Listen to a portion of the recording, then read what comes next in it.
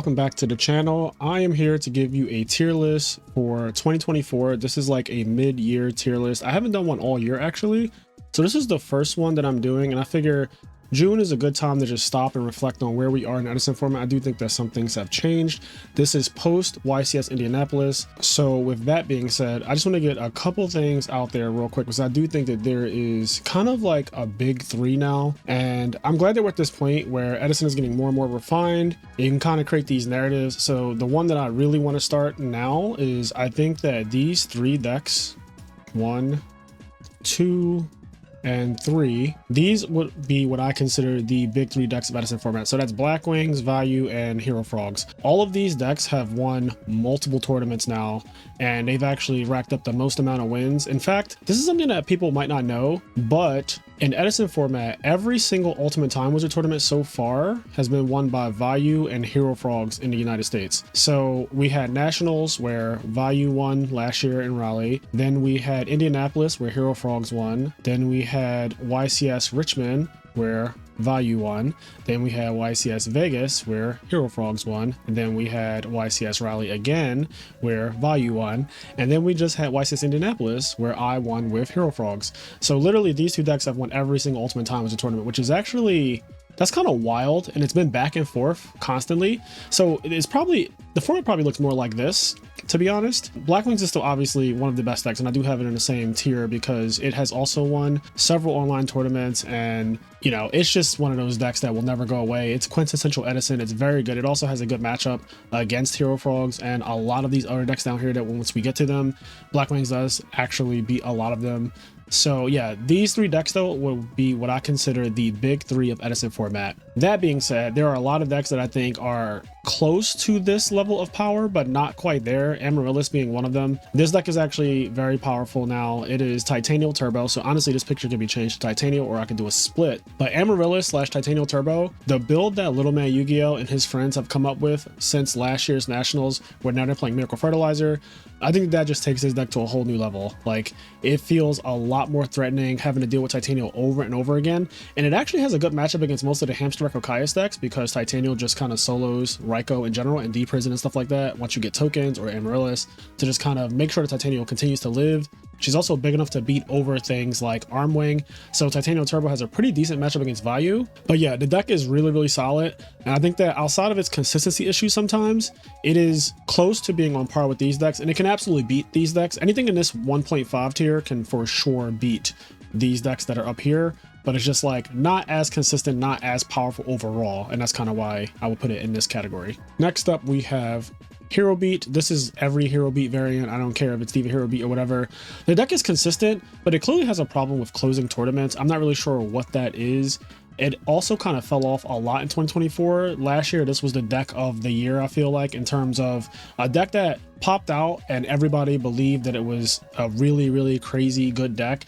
And I think that we've cooled off a bit now and all realized, like, yeah, the deck, it is good, but it is not without its problems. It's consistent, but at the same time, it's so basic in what it does that everyone knows how to counter it. And by now, I think a lot of people know how to play against it also. So it's not as strong as it used to be. The narrative last year was that it beats Black Wings, and whether that's true or not doesn't really matter. The fact is, this deck has fallen off not only in how many tops it has, but it still has not won a tournament. Whereas a deck like this, which I'm actually going to bump up for the first time, is Glad Beast. This deck actually has won tournaments and has been doing pretty well all of a sudden. I'm not really sure what happened. Maybe because this deck fell off, Glad Beast has gotten better. But now in Edison format, I feel like Glad Beast is more playable than it's ever been. And there's just a lot of different builds too. Like, there's no consensus on which build of Glad Beast is the best, which is crazy because so many different ones have topped. There's one that just topped Indianapolis. One of them won an online tournament with Stratos and Hero Signal. Then Gawari's been topping a bunch of times with different kinds of builds that we've even featured on the channel. So yeah, Glad Beasts are out here now.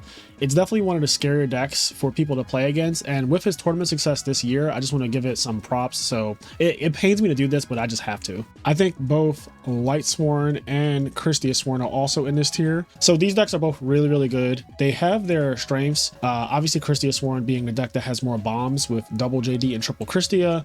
And then Lightsworn has the wolves. Pro Storm and Hydro Pump were able to merge the wolves with the bombs of Sworn to give it like more sackiness while also making it still able to summon Christia and win. So to me, and I said this before in old tier list videos, but to me, there's really not a point to play regular Lightsworn over Christiasworn, I feel like you're foregoing a really big win condition in Edison format, which is Archlar Christia, to just like play straight up Lightsworn. I think that Christiasworn is just a better deck. It also happens to really be a good matchup against Hero Frogs, which is one of the most threatening decks in the format. And I think that everyone has to give Hero Frogs its credit now. You know, you can't say like, oh, what has this deck done? Or this deck isn't even that good. It has won so many tournaments now. And now it's also topped a lot. It's out here. Like Hero Frogs is out here and it needs to be respected. And therefore Christiasworn is a really good counter to that deck.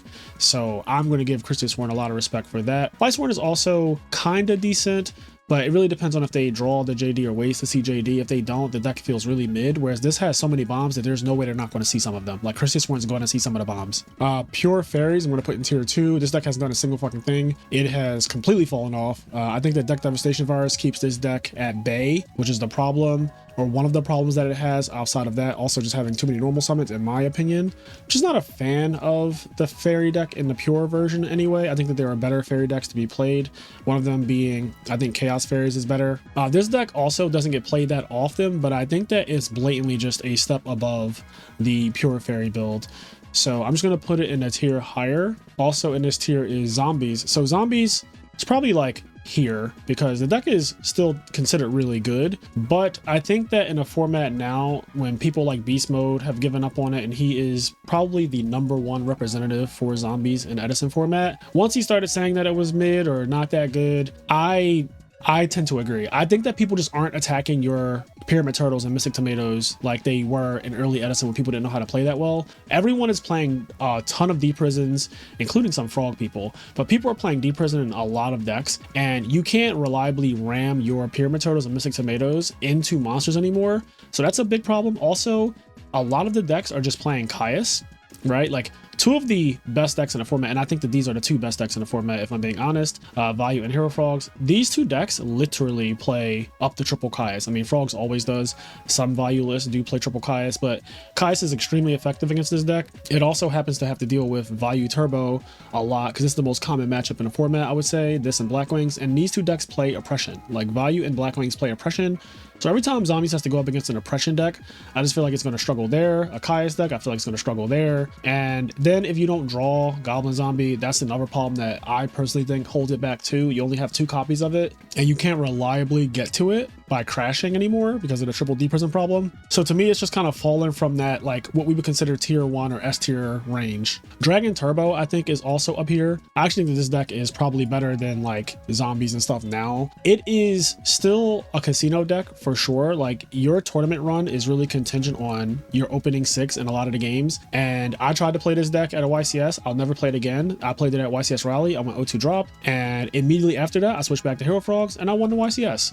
So I think that playing a deck that favors you having a long game is better for a good player than Dragon Turbo would be to play. So what I mean by that is like this. Dragon Turbo, I don't think is a bad deck by any means, right? But the problem with it is when it's in the hands of a player like myself and I draw my opening 6 and I don't have one of those crazy nut hands that Dragon Turbo has. So no Cards of Consonance, Whitestone, you know, no Future Fusion with the trade-ins and stuff like that.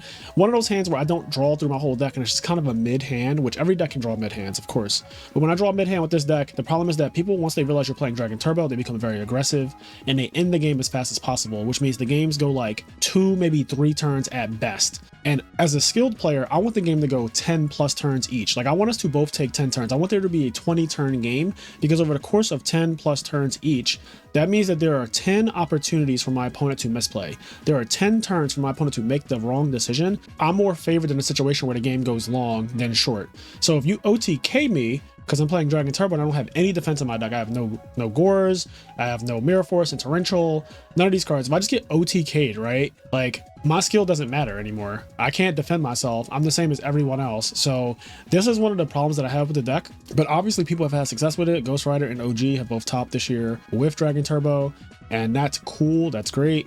But at the same time, I think that for the best of the best players, there is no reason to play this unless you just feel like I want to play this deck, which is kind of where I was last month. I just wanted to play it. I wanted to get it out of my system. It looked really fun to play, but what's not fun with it is losing with it. And the way you lose with it does not feel like you have much control a lot of the times. So that just isn't for, it's not for me. Okay, so the first deck I'm going to put in the why bother tier is Six Samurai. I think that this deck is just not really Edison appropriate.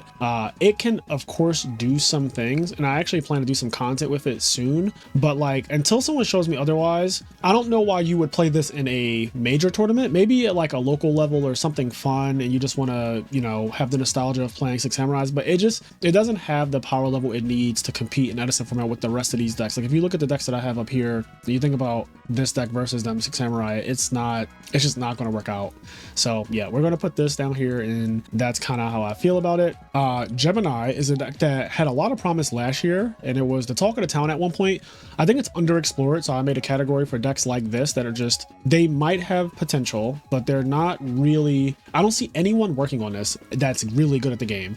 I think that there's 100% a deck here that could be busted, and just, yeah, there's just no one really working on it. So I'm going to put Gemini in the underexplored territory. Also in Why Bother is X-Sabers. This deck, also just by the way, Why Bother doesn't mean that this is the worst deck in the tier list. Like that's not really what I'm saying here. This isn't like these are the worst decks. It's more so saying like, if you were going to play in a tournament and you wanted to have a chance of actually winning the tournament, if that's your goal, some people's goal isn't to win, but if your goal is to win the tournament, my question to you is why bother with this when you can literally play anything in these top two tiers and you have a significant chance to win the tournament? Okay, next up, I'm going to put Machina Control up here. So I actually think that Machina Control is one of the absolute best decks in the format, and it doesn't get the respect it deserves. It has a favorable matchup against both Vayu and Blackwings, and maybe people just still don't realize it, even though I say it all the time. But like Hamster, Raikou, Caius in this deck, plus the Pot of Avarices make it where you can outgrind basically every deck outside of Frogs probably. Fortress is one of the best cards in the format. Gareframe being a +1 on summon 1800 monster is really good, especially when the deck that plays Greffer and Armageddonite is the most popular deck, so you just beat over those two monsters with Gareframe. That's insane. Also, those two monsters, if they attack your face down and it's Hamster, it's really good card advantage for you there.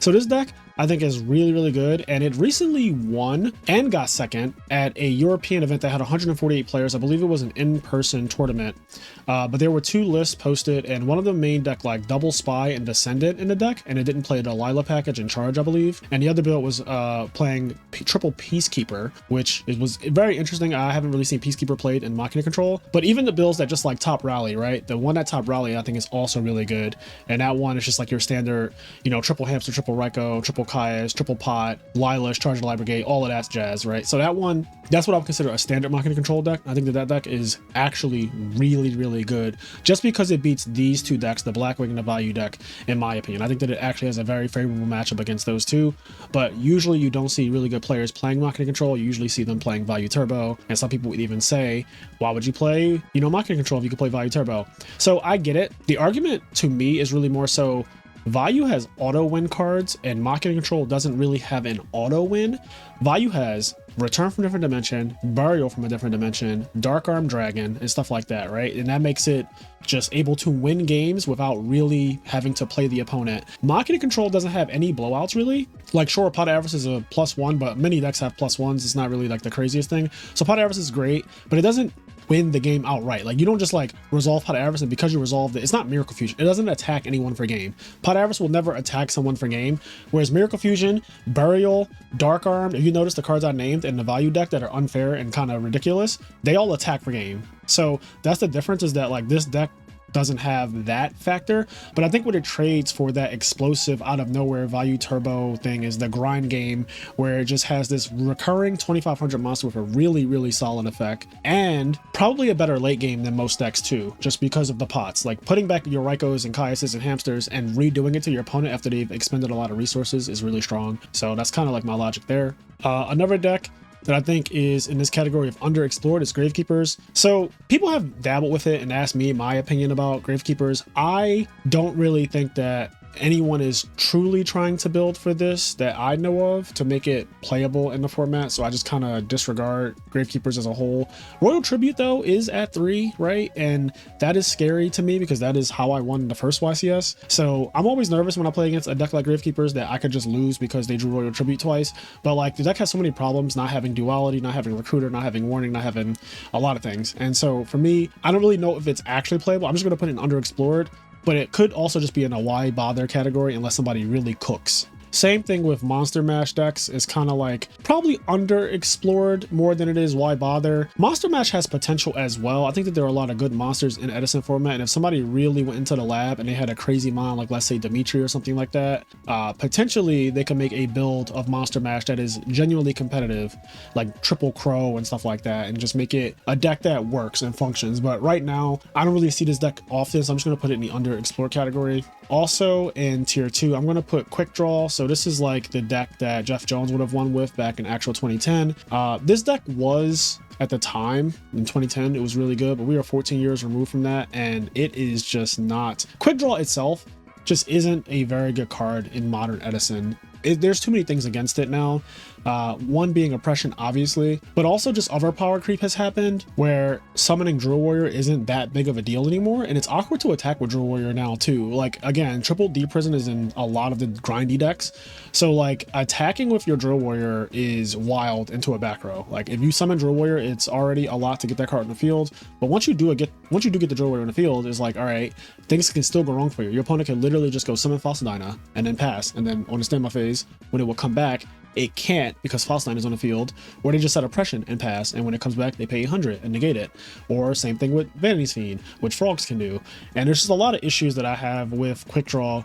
Also just I don't think quick draw the card is good. You've seen players like Tom Mack take the quick draws out of the deck and just make a dark plant deck, and that functions a lot better, and he's able to perform pretty well at a YCS. At Raleigh, I believe he got like 10th place with a dark plant deck that was basically just quick draw without the quick draws. So I think that this is a tier 2 deck with quick draw in it. Whether there's something more to be explored, you know, past that, like Tom Mack's deck, I'm not 100% sure if that's like a 1.5 deck, but yeah, I'm just gonna put it here. Flamvel to me is in a why bother category, and again, that doesn't mean that it's the worst deck in this, you know, whole tier list, but it's just like, I think it's just an inferior version of different decks. So you have this thing where your main goal is to beat a monster in battle, right? And that reminds me too much of Black Wings and how Shura reacts, right? Like you want to beat a monster in battle so that you get Shura's effect, and this deck wants to beat a monster in battle so that it gets Fire Dog's effect and make a level 8. The problem is, even when you make a level 8 in Edison format, they're not that good. Like level 8 monsters in Edison aren't actually ridiculous. You know, we have like Stardust, Colossal Fighter, and Thought Ruler and Dark End. Those are the main ones that people summon. But like in terms of later on where summoning multiple level 8s and setting traps and stuff like that can be really broken, in this format it's just kind of not there. On top of that, you really need to draw Rekindling to make the deck have a reason to even be played in the first place. Like if you don't see Rekindling, this deck is just really mid. So yeah, I feel like the juice isn't worth the squeeze, which is why I have it in a why bother. Like I feel like you're just playing a worse Blackwing deck. Like if you want to beat monsters in battle and get a reward for beating monsters in battle, you could play Glad Beast, right? It's like a worse version of Glad Beast. You can just play Glad Beast, or you could play Blackwings. Like if your goal is to specifically beat a monster in battle and then synchro summon after, then just play Blackwings. Like just summon Shura with Whirlwind, or just summon Shura period, attack over a monster, and then summon Value or Gale, and you get to do the same exact thing. And then Value from the graveyard has its own Rekindling effect built in, where you don't have to draw the Rekindling to actually have the effect to summon the monster.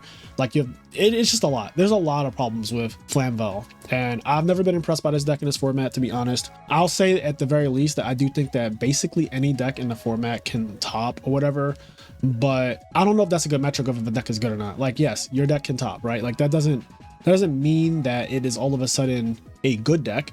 It's just that yes, this deck could top. So that's kind of where I'm at.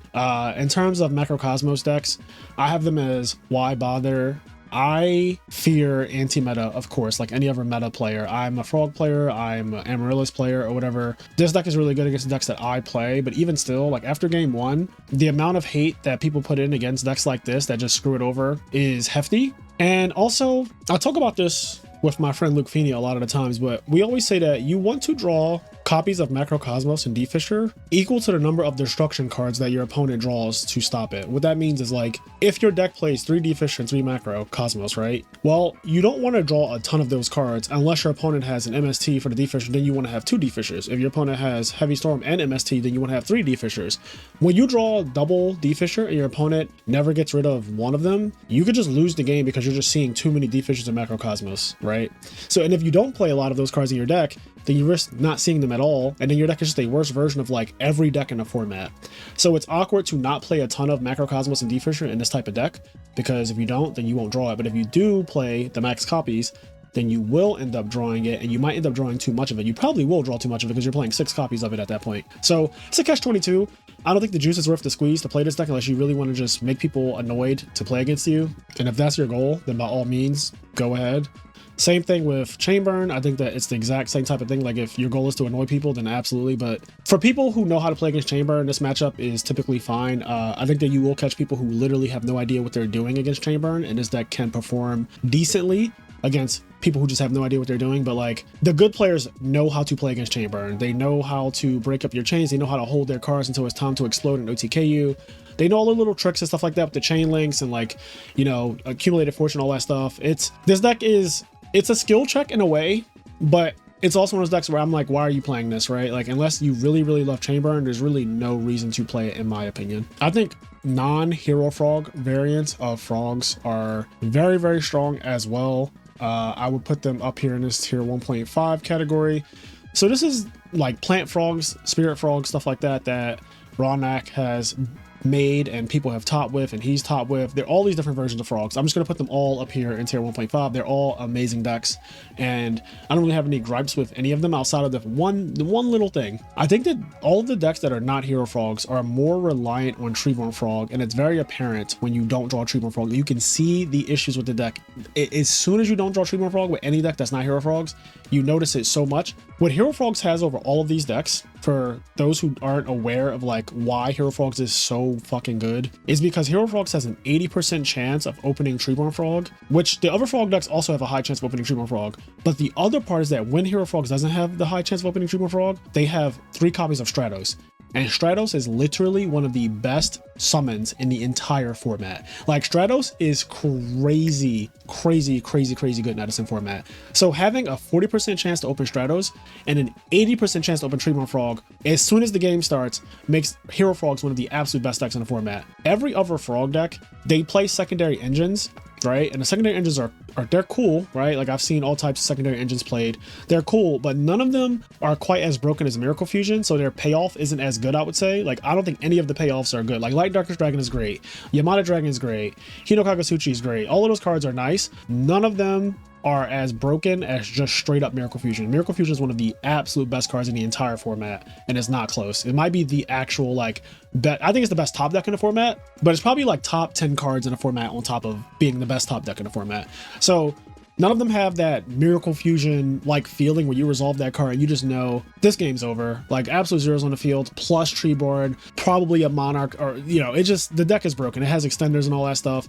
Regular frog decks, they kind of lack that extender a lot of time. The one that I thought was the closest in power level and like that really made me think, oh, this might be a contender for hero frogs, but I think it just kind of fell off a little bit, was the Mausoleum Gear Town frogs. I think that deck, because Gear Town has such a ridiculous effect and it is an extender like card, so you can go Monarch first and they do something to the Monarch, and then you go Gear Town, or Gear Town plus field spell, and then summon a 3000 monster, which is an extender. That makes that one of the decks that I do believe is stronger than most of the other frog decks and just most of the other decks in the format being able to do something like that. So still not as good as Miracle Fusion, but it is good. Deck that I'm going to put in tier 1.5, probably back here though, is Super Ancient Deep Sea Fish. After James Arc topped YCS Richmond last year, I think that this deck is actually really fucking good. And I also think that no one knows how to play against it really, which is one of the strongest things about it. It obviously has its problems, of course, but like it's a frog deck in disguise the way he built it for Richmond. Like go back and watch his YCS Richmond deck profile if you want to see what I'm talking about. His YCS Richmond deck was so good. And something that a lot of people don't know was that he became, I believe, #1 on Dueling Book with Fish under a like alt account or whatever. So some people didn't know it was him for a while. But he took this deck all the way to the top of the ladder, which it does mean, like if you take it to the top of the ladder, it does mean something to me, because I know that a lot of good players actually do play DB ladder and grind it out. Some of the best players in the format are over there and on the DB ladder in the top 10. I don't even have to name names. You guys know who I'm talking about, but like there are a lot of good players in the top 10. So the fact that he took this deck all the way to first with Fish of all things, and he took it to second place at YCS Richmond. Like it got second place. Fish almost won a YCS before like Glabbies, Diva Hero Beat, Machina Control, Black Wings. Like these are all decks that still haven't won YCS yet, right? So the fact that this deck got second and it was piloted by a good player, which showed me that, like, of course, a lot of times, like, a player can take a deck very far, but I think that another thing is notorious. People just don't know how to play against this deck. And there is strength in this format and people not understanding how your deck fully functions and how it works and all that stuff. And he's made videos on it. People still don't really know what the hell's going on. They just like watch it and then go about their day. And you're not really likely to play against a fish deck anyway in a tournament. So like people are like, it's cool, but I don't have to worry about it. And I kind of feel the same way. Like, I don't think I'm going to ever play against fish, but if I do, it's good to know how to. So there's that. Gear Town decks, I'm just going to put them in Underexplorer. Again, I think that Gear Town is an amazing card. Terraforming's at 3. Gear Town's at 3. You don't see many decks play it. The best one I've seen was the Frog deck that Ronick used to play. So I'm just going to put that there. Cat decks. So I don't really know like why play cat decks, like unless you really are like hell bent on playing it. I don't think this deck is very good though, if I'm being honest. Like I just think it's inferior to everything you see here. Like all of these decks here, I think are just strictly better than playing cat. And that's mostly because cat is not only limited to 1. So it's kind of already a meme from the gate to have a deck that's based on an actual one of. Like that's wild to me. Look at all these other decks. They all can play 3 of whatever you see in this picture. Like look at what you see here. And most of them are playing multiple copies of the cards that you see in their actual pictures. And that makes them like super consistent at what they do. Obviously Zombie Mask could just be traded out for like, you know, Goblin Zombie or something, or Pyramid Turtle, if that helps you understand what I'm saying. But you get the idea is that these decks here are super consistent at seeing their engine, whatever their engine is. Whereas like, what is the engine for cat? Like, is it just like trying to hamster Archetypes? Because then at that point, if it's a hamster Archetypes deck, it's just inferior to Value and Machina Control, in my opinion. Like, I think it's just a worse version of those. So Bottomless Trap Hole being one of the most played cards in the format, and you going your best play, which is Summon Cat, Cat Good, and getting Bottomless Trap Hold is really bad for you. But not only just that, like there's other problems that it has, consistency issues. X-Saber Airbellum is, it's a okay card. The other problem that it has though is that, again, that triple D prison, double bottomless thing that so many decks play, I feel like make that card not that good. You're just going to eat a D prison and you use your normal summon for the turn, and like I'm not a fan. I don't think the payoff is that great. And the other problem I have with it is like, I've been hit by cat, like they've done the cat thing to me and still lost. And I'm like, damn, that was the best thing that their deck was supposed to do. Like that is what the deck is designed to do, is summon cat, cat good. And when they did it, it was like, okay, wow, I didn't flat out lose the game from that. Whereas I feel like when the other decks do what they're designed to do, they kind of just win the game, right? Like if you look at all these decks in tiers 1 and 1.5, they all just like win the game when they do their thing. Because I don't think cat does that. So yeah, I'm going to put it in tier 2. Yeah, and if somebody could show me like a better version of this or something that really is super competitive, then maybe I'll change my mind. But right now, I don't see it for this. Okay, and this is Diva Hero. So I don't really know where to place this in tier 1.5. Like it's somewhere here. I'm just going to say this. I'm just going to put it here, just leave it. I don't really care where it's at. It's in tier 1.5. It's not on par with these decks, obviously. Like it's just not. But it has had a couple tops this year. And last year, a True Hero went on an absolute fucking tear with this deck, but then he dropped it for Black Wings and has been playing Black Wings like all year basically, and completely has decided to say this deck isn't that good to me anymore. And that's because of really 3 things: Oppression, Vanity's Fiend, and Faustina. So he has lost so many tournaments or rounds to just those cards, and it's frustrated him to the point where it made him switch decks. And instead of being a true hero, he is now more like a true villain, because he plays Blackwing, and Blackwing is kind of the most boring fucking deck in the format, to be honest. It's great. It's a great deck. Like literally, I think it's one of the absolute best, but it is also so goddamn boring. The mirror match is also horrible. I think that a true hero should go back to Diva Hero. If you made it to this point in the video, please comment like go back to Diva Hero, and that'll be our secret way of telling him to go back to Diva Hero. So if you made it here, leave a comment that says go back to Diva Hero. That's all you got to say. Don't say a true hero. Don't say anything. Just say go back to Diva Hero, and I will know exactly what you mean. And it'll be kind of just like our little secret thing to him. But I think that he should go back to this deck, because when he played it, it looked like magic. Like this deck wasn't really that impressive to me when I first joined the Edison format in 2022. But now, after seeing the way he piloted it and consistently topped every single tournament, got second at Nationals last year, Diva Hero could have been a Nationals winning deck if it wasn't for Value Turbo, right? Like, which is one of its worst matchups. It could have absolutely won Nationals, and I think the whole Edison format would have been different. I think everything in Edison would have been different because people would have been playing Diva Hero even more. after that win, and like there'd have been a ripple effect. But because he switched decks, I feel like people aren't inspired to play this deck anymore. He was the leader of this deck, right? Like the whole community of people who played this, everyone kind of relied on him to be that beacon. A true hero was that guy, and I think the deck is still good because other people are still seeing success with it, but I don't think that it's without its issues. Like it's a good deck, but then you have those hands that are awkward. Of course, every Miracle Fusion draws those awkward hands sometimes, and the Oppression Dyna thing is really hard, but I think that he could cook a build up that might be able to deal with that. And I think that just like, yeah, I think if you're skilled and you play this deck, I think you can absolutely still do well. So you just have to believe, and I just want him to believe again. So don't forget, comment, go back to Diva Hero, please, so we can get this man to go back to his home, which is this deck. Okay, another deck that I low-key gained respect for in the last like 6 months or so is Dragons. So when I say Dragons, this is like a trap dragon deck. This is not Dragon Turbo, obviously. This is like a trap dragon deck.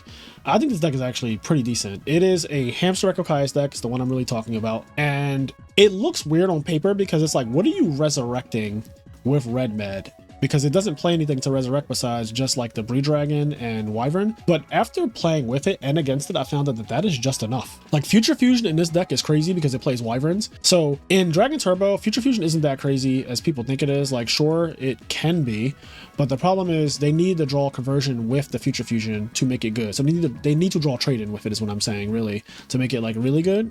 Whereas in this build that plays Red Eyes Wyverns and stuff, when you play Future Fusion and you send 5 and it's like 2 Red Meds, 2 Wyverns, and something else, on the end phase, when you summon double Red Med back, that is so many pluses. And if your opponent doesn't immediately out it, they need to immediately deal with both Red Meds. The advantage that you gain on your following turn is ridiculous. Like, it's absolutely insane what this deck does if your opponent doesn't immediately out double Red Med. And how many decks can actually out double Red Med without going super minus after? Like, that's not an easy thing to do. So this being a Future Fusion deck, because sometimes it plays Gold Sark, and it upstarts or whatever, just to get to that one card, because if it resolves that one card, that is its win condition. But then it randomly can duel you as well because it's playing Hamster Echo Kai's, so it can do all the same things as like the best decks, but it has this auto win card in Future Fusion. So I like this deck actually, and I have a lot of respect for it.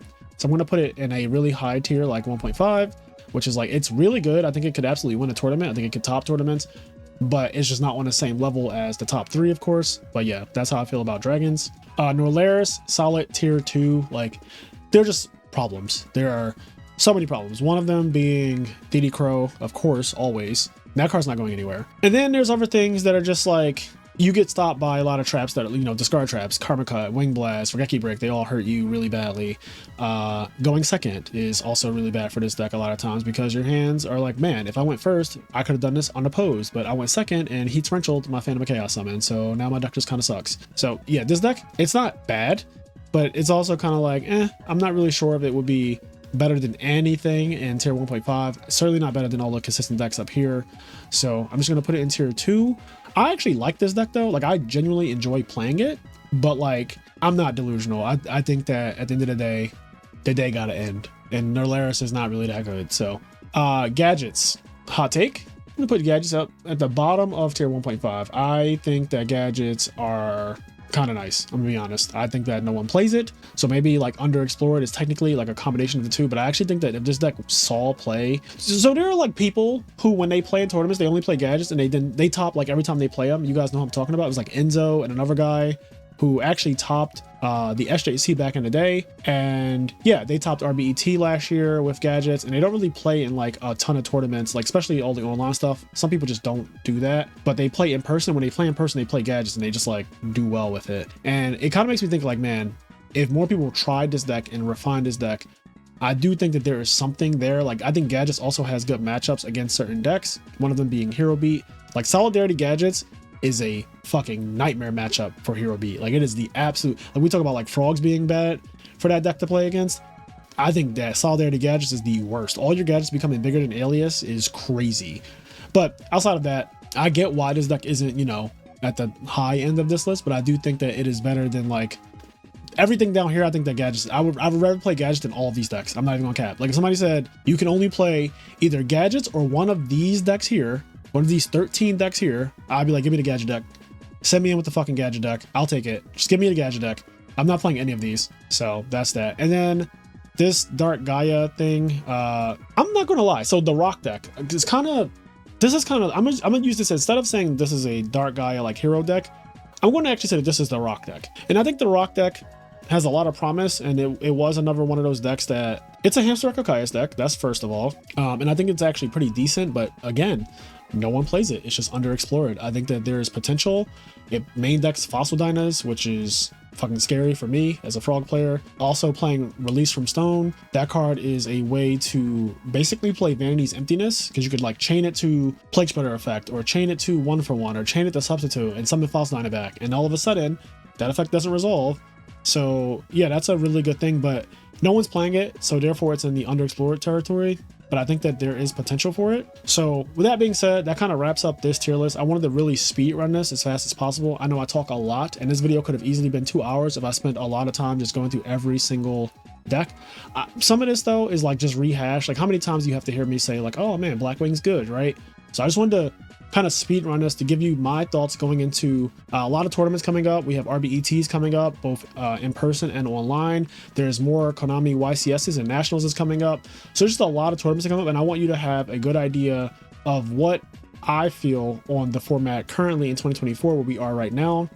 So yeah, this is the tier list, and let me know what decks that I did not actually, you know, put on here that you are wondering about. I feel like I hit most of the main players in Edison format. Forgive me if I did miss one of the like glaringly blatant decks that is good. I can't think off the top of my head of any of them though right now, but like looking at this, I feel like this is a pretty cohesive list. I feel like if I missed something out of these decks, honestly, it's probably just like a why bother or underexplored deck, right?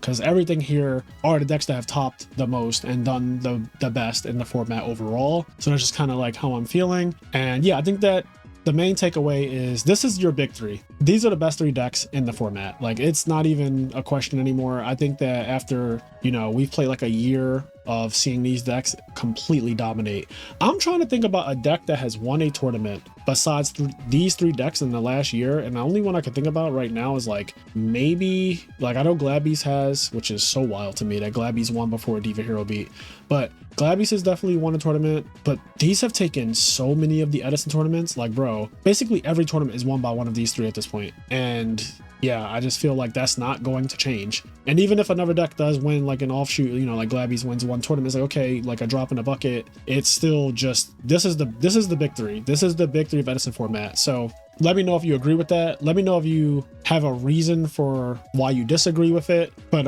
whatever the case may be, please like, comment, subscribe on the video. Let me know what other content you want to hear from me. I have some ideas coming down the pipeline. Also, thank you to everyone who congratulated me on winning YCS Indianapolis. That was a dream come true, honestly. I feel so happy about getting that win under my belt. Winning the Giant Judgment Dragon and everything. That was just really awesome. Probably one of the best days of my entire life, especially as a player who's played this game since I was a child. It's just nice to win YCS Atlanta and also win YCS Indianapolis, playing in an 11-round tournament, proving my skill and everything like that with a deck that I really love and I'm responsible for innovating. That feeling is just like crazy. So yeah, it's been a really great Edison journey, and I'm so glad that Konami is still supporting the format and giving us more and more tournaments to play in that are really competitive. You're getting a lot of old school people coming back. You have a lot of YCS champions playing in these tournaments. It's really cool. In fact, it's kind of weird, but like content creators have been winning a lot of these tournaments. Me, Oscar Zelaya, and Eric Chen, Sackphase, we all have YouTube channels. We're all content creators now, and we're like winning these tournaments, which is so funny because usually content creators, well, nowadays things are kind of changed, but usually content creators aren't that good at the game. But now we have like a world where content creators are out here winning, right? Like Joshua Schmidt is a content creator as well, and that man has like 4 YCS wins. You got Chris LeBlanc who has a YouTube channel. You have like so many people who have YouTube channels and are actually really good players. I think DB Grinder tops YCSs and stuff like that does well. I just think it's cool that we're in an era where people who make content are also just like the competitive people on top of that, and that's not normally the case. That wasn't the case in the beginning of the YouTube days, at least, or for the most part it wasn't. So anyways, I'm ranting. I'm gonna end this video here. I'll catch you in the next one. Peace.